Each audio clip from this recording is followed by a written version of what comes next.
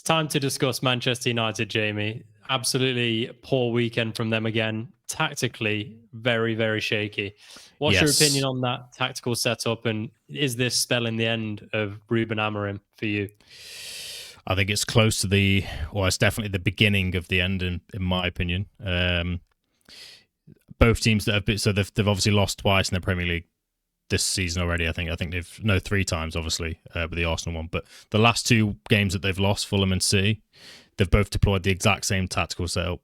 United, they know what United like to do, squeezing in from the back with the 5. So, just becoming really narrow the back 5, leaving the 2 in midfield. And then teams are just overloading the midfield. And it's becoming too easy to turn them over. They're winning the ball high up and just quick transitions and just scoring goals. It's too easy to play against. And unless he changes something, I don't think he's got much longer, to be honest. I mean, I seen Jim Ratcliffe in the stands at the City game. They did like a shot on Jim Ratcliffe, and even he looked like he'd had enough.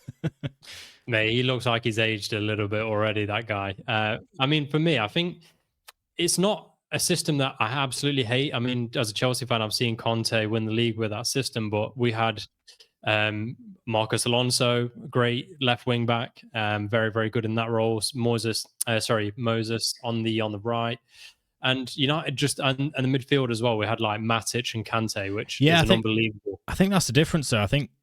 There's a few things that have gone wrong. I mean, they've obviously signed the wrong players, and this summer that they didn't need the players. Like, for example, they didn't need to sign Šeško. They could have probably got away with playing Cunha up top for a season, playing Fernandes in the position where Cunha plays, and then just getting a solid centre mid that can do that position much better than what Fernandes can. They could have kept Højlund as well, and they've got Xerxes. It's not like they're bereft of options up front. And I don't think this is the thing. Højlund has been playing well for Napoli. I don't know if you've been seeing. Yeah, mate, absolutely guaranteed, isn't it? If they leaves United, they're going to do well. I mean, there's questions to be asked. Why do these players? Why is there so many players that just refuse to not refuse, but they just don't work at United? For some reason, like the talent isn't able to show itself in a United shirt. Yeah, it is a weird question. I kind of have a few ideas, but I think it's just the pressure. There's been such a lack of success, pressure. I think, and the pressure weighs heavy. It must be like playing a game in chainmail wearing that shirt at the minute. Yeah, I think the problem is for them. The longer this goes on, I think the worse it's just going to keep getting, and the pressure's going to keep building, and unless something sort of like fixes itself soon, it's just going to keep spiraling, in my opinion. I think the problem is that, I mean, there's a few problems United have got now. One of them is there's no manager on the market currently that can come in and have an instant impact. I don't think there's any manager out there that's they completely missed the boat with Thomas Frank, by the way. Oh, they did, yeah, for sure. They completely missed the boat with him. He would have been a perfect manager replacement. Yeah, without doubt. In saying that, I don't think I like a lot of their players. I mean, Dorgu at a left wing back, I think is solid, to be honest with you. I really like Dorgu. I don't think they're playing the right people at right wing back, especially when Diallo plays there. For me, that's not anywhere where he should be playing. Playing Amad Diallo, one of the best players of last season, out of position so horribly is just a patently clear example of why Amorim, for me, is tactically inept. Like, the guy has no idea how to get the best out of players in a system. Anyone that can tell me, even a FIFA manager sitting at home on their couch, plays Amad Diallo at right wing back, I'd be saying you're an idiot. So for a coach of his level to do it, especially when he's one of their quicker players, crazy. It's crazy. And to be honest, that just brings you back again to maybe they didn't need to sign Šeško. They needed a centre midfield. Bruno Fernandes cannot play that position. He's so far out of his depth, having to do all that work. You need him on the ball, high up the pitch, where he's best, and that's where he needs to stay. He needs to stay there, a bit like Salah does at Liverpool. He stays in his position because that's where he's most effective and he's your best player. Yeah, 100%. He's one of the best creative 10s in Europe. I'm not even just exaggerating. I think he's that good. But he's shown that over the last few seasons. Yeah, when you're playing him out of position, like, it just makes no sense to me. And I think if he is going to play in an 8, which I don't think is ever going to work, but if you were going to do that, you need to have like a Caicedo or a Kante type player next to him, someone that can run like 2 players' amounts worth of running almost in that midfield. Otherwise, there's no chance of it working. Caicedo, Baleba, somebody of that type. There's not many of them. Szoboszlai type player. I mean, obviously they're 2 different types, but just someone with legs energy. and with a bit of energy and that can take the ball and play positional now, out of pressure, like defensive now. Like you need somebody like that next to him, and they need to be like strictly thinking about defense, like not really transition, nothing, just looking to plug the gaps and go from there. Which like Fernandez is always going to leave gaps. Like he likes to wander, so for sure it's a weird one. But based on all those things we've said, though, does that kind of point even more to the fact that Amorim should be, well, I think the last thing before I can make that judgment on United, I mean, one of the worst things he does, and a lot of the pundits have said this on Sky as well, he keeps shifting his back three. One thing you always do is you get your three at the back or your two at the back, whichever one it is, and you find out what your best pairing is, where they bet, like which side, which positions they play best, and you stick with that. The defensive structure is the thing you tweak the least. But he's changing. Chemistry. He's changing Delict from the center of it to the right of it mid game. He's bringing Harry Maguire on instead of Yoro, who was their best centre back, I think, in that game. Maybe I mean Delict was all right, but you can't be doing the last thing you mess with during the game is your defensive. Especially your centre-back partnership. If you can avoid doing it, you try and keep that stable. Yeah. It's a valid point. It's a very valid point. But no, on that, I think he's not got long left. I think if he doesn't fix this I think he's probably got until Christmas. And then if it's still, to fair, but he might not. He's not be gone by Christmas. So this is the thing. If you're a United fan, like if he gets to Christmas and is 15th in the league, your season's done. Like you're again just trying to finish the season. A lot of it probably depends on if there's a manager that comes up that can probably come in and make an impact. Right now, I don't think there is one. Mate, for me, and this is the last thing I'll say on the United topic, even getting Mourinho back in for a year and a half deal, I think that would be far and away better. Yeah, like far and away better. To be honest, United fans would probably take that as well. Mate, he's their best manager since Fergie. I don't think you can argue that. I think some might say Ole, but from success point of view, Mourinho's... To be fair, I think probably Solskjaer was the best they've had in recent years. Mourinho got second place and won a Europa League, mate. I mean, you can argue with that. But I think in terms of like what looked most promising, I think under Solskjaer, you could see there was something that was building and then they got rid of it. Yeah. For 6 months to a year, something like that, Ole looked like he was doing... It looked like it was going the right way for a change at United, that's for sure. Yeah. Let's move on then. I think one of the other things we want to cover is just whether Chelsea should maybe have not bought Garnacho, and as soon as Colwill gets injured, you think, okay, we might need to shift our transfer strategy here. They look pretty weak at the back, in my opinion. Obviously, you're a Chelsea fan. Do you want to give me your... Yeah, but see, for me, I know it's harsh because Tosin's been all right in certain games, but I think if we're going to get to that level of, competing for the title, we need better than Tosin and whoever. I don't even think Fofana played well in that Fofana's he's coming back, to be fair. I think you give him a little grace period to get I'm seeing a lot of Chelsea fans though say that even they've never really thought Fofana was that good. He's never been a 70 million pound player in a Chelsea shirt, let's put it that way. He's never fulfilled that promise. We got Harry Maguire a little bit with him, but yeah, I think for me, we needed over Garnacho because I think we had enough on the wings, especially with George and other people staying. I would have seen that 40 million spent on like a Gahey or Pie in the Sky, but somebody like that anyway. You say that about George, actually. Well, to be fair, that didn't cross my mind before, but I suppose with George, you were trying to get him out.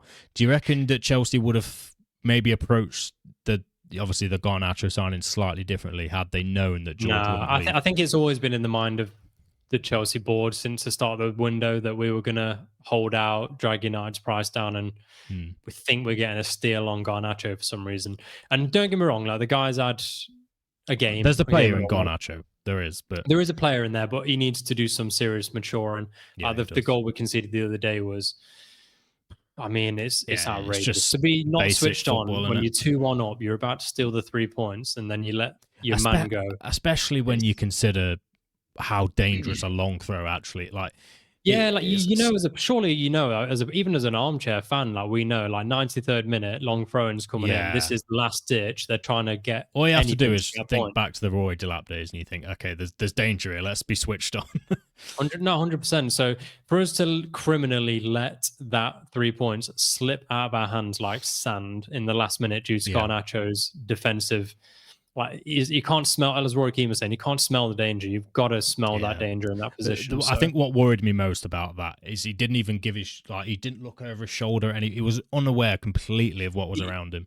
He did not have a thought in the world about what his defensive responsibility was in that moment. Yeah. So for me, like, that's got to change. Every man has to defend at all times, and every player has to be thinking towards the attack, even if you're just at the back. Like, how can you pass it forward? How are you receiving it, etc. So yeah, I think for me, he's got to switch on. But I don't know if it's a mistake buying him. I just think it might have been a mistake not maybe getting another centre back in there somehow. I think my point here is that I think a centre back was more pressing for your season as a whole. However, I mean, we're obviously grilling Garnacho here. Let's not forget he did play a huge part in the second goal, so we have to give him some credit there as well. So this is what I mean. I don't regret Garnacho, but I just think, I mean, Colwell's injury comes out of nowhere, but I think if your squad is so easily, if the quality in the defense is so easily brought down by one injury, you're asking for trouble. So I think, we're like one centre back in my opinion. I think I'd have sent maybe Achimpong on loan. If I'd have got a bid for Tosin, I might have considered it, and then I'd have kept Chalobah, Colwill, and then bought in another one or two because I think we need it. And I think Sanchez hasn't done anything wrong, so I'm not going to say anything about the goalkeeper, but centre back certainly he made a couple of good saves, to be fair, in the game. From what I remember, he's looked a changed man since the last few games of the Premier League season through the World Cup, our Club World Cup, and now here. So fingers crossed that carries on. To be honest, but yeah, I mean, let's move on. You wanted to talk quickly about so Liverpool might have been slightly lucky. I have a bit of a theory that Liverpool have been lucky so far. Not outstandingly lucky that you should be mid-table, but I think you've got maybe 4 points too many. I think you could have had 2 draws quite easily. So, and that would have taken the sheen off the start of this season. And you've had some bad performances. Let's be fair. Do you see any of that as a Liverpool fan, or is that just somebody else trying to pull you down because we're sick of you running away with it? Well, I mean, listen, every single fan from the outside that isn't a Liverpool fan will tell you that Liverpool have been lucky. I'm not going to deny sitting here. We definitely could have dropped points. But I think there's a difference between potentially dropping points and not deserving the points you've got. I see what you mean. Obviously, we have scored late winners in all 4 games. But I mean, kind of the way I look at it is obviously there's the the team as a whole have just got champions mentality. They keep going until the last minute, as all great teams should.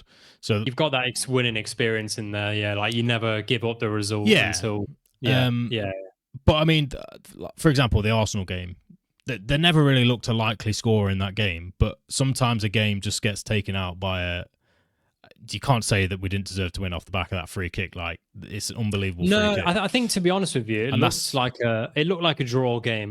For me, that could have been a draw. That's one of the ones I'm thinking probably deserved to be a draw. It could have been a draw, but that's why you sign these great players, because they have these moments of quality that can win you a game. That's kind of the point that people need to... Szoboszlai was bought in with knowing that he had this ability to do stuff like that. He scored, I mean, one of his most famous goals is the free kick he scored for Hungary. That was unbelievable. So everyone knows he can do it. He's an unbelievable talent. And again, I don't think he's shown enough of that, but I know everyone knows he's got it in him if you know anything about the guy. Completely different player this season. I think in the Newcastle game was probably the one where I'd say, we probably could have dropped points in that one. You did ride your luck in that game, I have to admit. Yeah. But against Burnley, I mean, I don't know why people are saying we didn't deserve... Burnley had 0 XG in that game. Yeah. They had 0. No, I agree. They had 19% of the ball in terms of possession.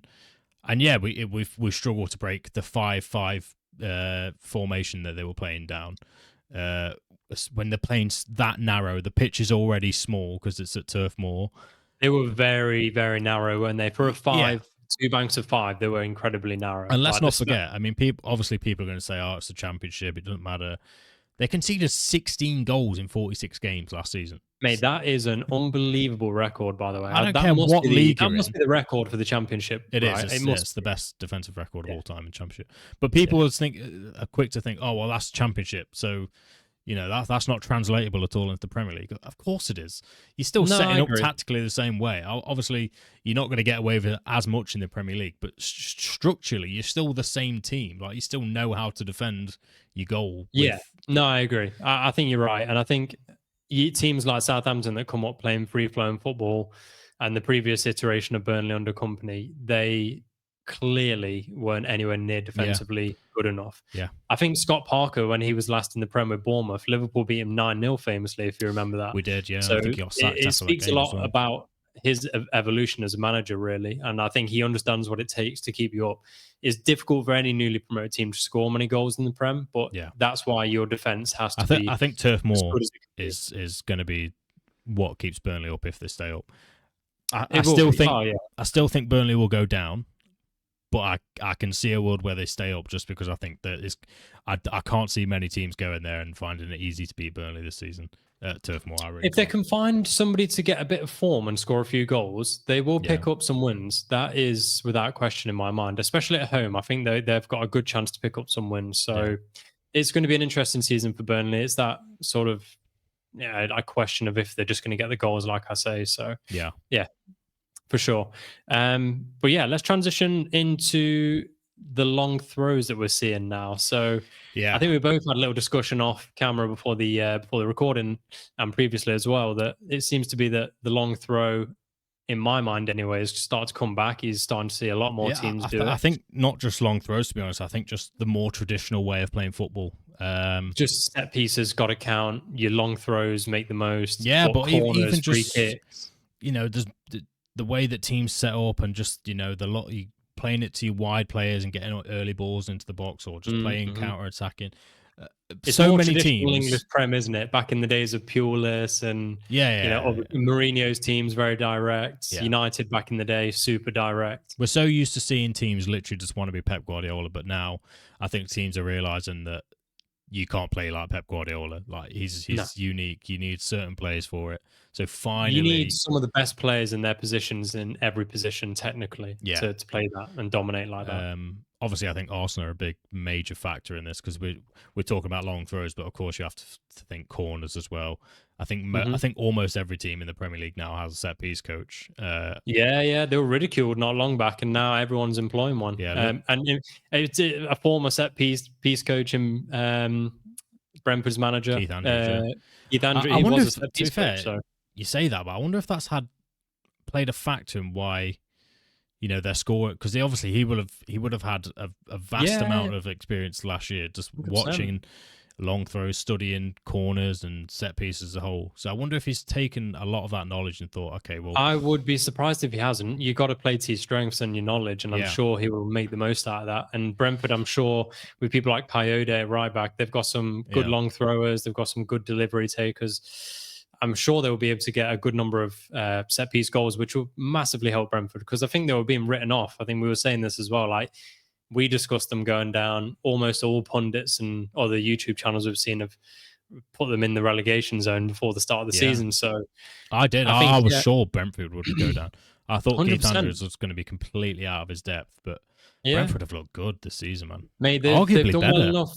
They've done well enough so far to suggest they might be comfortable, like nowhere near a relegation fight. Obviously, 4 games in, things can change, but I think they've shown me enough already to suggest to me that they're going to be safe, in my opinion. Yeah, I think so. I like it.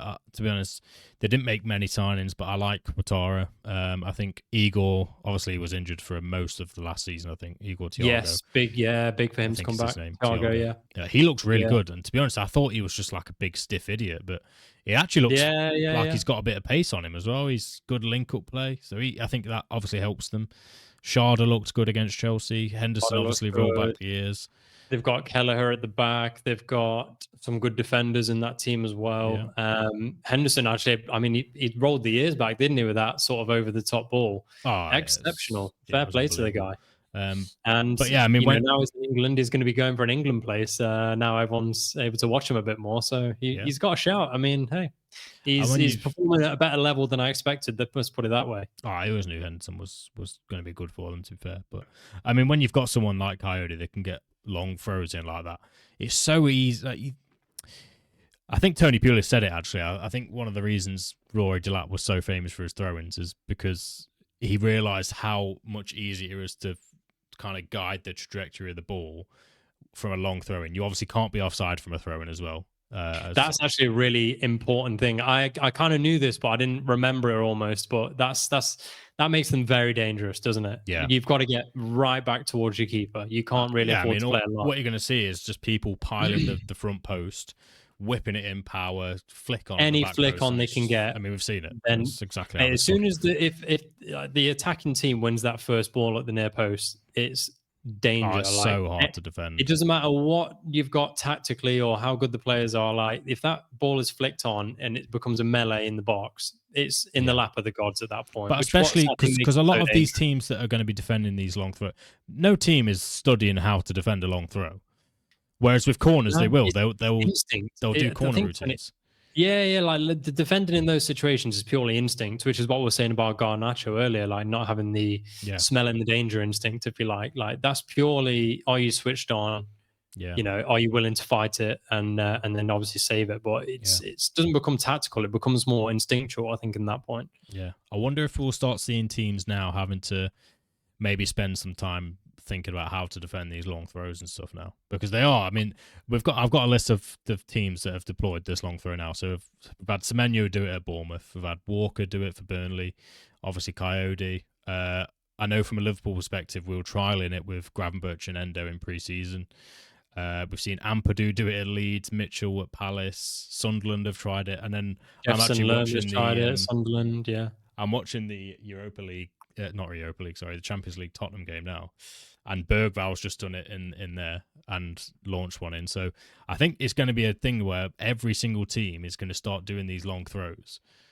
And people are going to have to start putting a lot of attention into how you defend. I haven't got the stats for it, but I mean, if you look at the amount of long throws taken and then the amount of goals scored from them, I bet the conversion rate is higher than most corners, for example. I could definitely see that. Conversion rate probably, because I think you will have more. I think you will see more corners scored, but only because there's so many more taken. Yeah. I think if you look at purely like, let's say it's 100 corners, 100 long throws, I think you would probably take the 100 long throws if you got a choice, because I think you got more chance. 100%. Weirdly enough, especially when you've got someone that can throw it with trajectory flat, just like launch flat with pace. 100%. That's so hard to defend. By the way, just quickly, I was after watching the Coyote throw-in the other day, I had to watch some clips of Rory Delap back in the day. God almighty, he could throw a ball. Hey, don't worry, we've got Liam, mate, at Chelsea. My God. If he's a nut chip off the old block, we'll be launching him from the halfway line, pal. No, but the reason I checked is because I was looking and I was thinking, I wonder if Rory Delap was like the set. Like, I wonder if he could throw it. Obviously, we know he could throw it far, but was that just because he was the only one doing it back then? But he actually, if you look at the players doing it now, they're still not throwing it anywhere near as far as what Delap could throw it. Mate, Delap had pure artillery in his arms, mate. He was unbelievable. Honestly. Yeah, Liam needs to take some of that on board. But yeah, on that one, sorry. Is there any other talking points from the weekend you wanted to discuss before we head off? No, I mean, I wanted to touch the Burnley defensive side of stuff, but I mean, we kind of touched it when we talked about Liverpool. Yeah. But, it's been an intriguing start to the season. Let's put it that way. I think we're learning stuff every week because it's still early, but I think we've got I think there's another international break in October, so we've got a few weeks now. By the way, last point to mention: have you heard they're scrapping the? I was just about to say to you before we go, should we just quickly talk about because we've given our opinion on that. You must be buzzing. I don't think they're scrapping it, are they? They're just changing it so they're just merging them into one break. Yeah. That's a massive win. But is it a longer break or is it? No, I think it's still about 10 days. It's very similar. So, because if it had been a longer break, I think it might have annoyed me a little bit more, to be honest. I just want to scrap international football. I fucking hate it. No, you know, it's good, but it can get a lot. And I think the multiple breaks before Christmas is outrageous. So yeah. Anyways, it's been a great week. Some great talking points, and thank you for sticking around. If you're still here, as always, if you can find your way to that like button, please feel free to do so. It helps us out a lot. Other than that, goodbye from me, and goodbye from me.